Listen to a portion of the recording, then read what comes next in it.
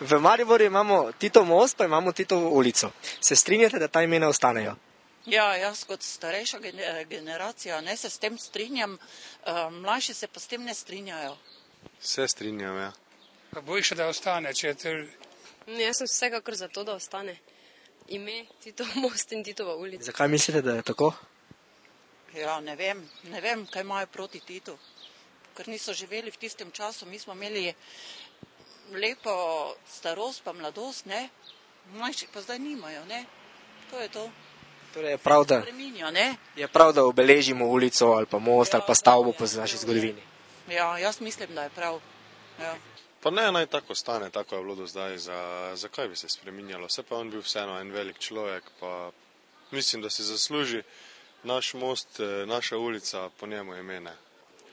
Pa to je že zdaj staro, ne, pa to spreminjanje drago, precej stane.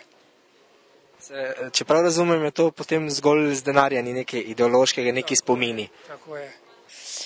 Zato, ker se mi zdi, da je Tito imel za nas, da je nekaj veljal, da je takrat v tistem času nekaj naredil dobrega za nas in se mi zdi, da je brez veze zdaj, da nekaj, ne vem, da bi imena spreminjali. Za ljudi, ki so včasih bili zelo pomembni, no, ne glede na to, kar je slabega tudi naredil.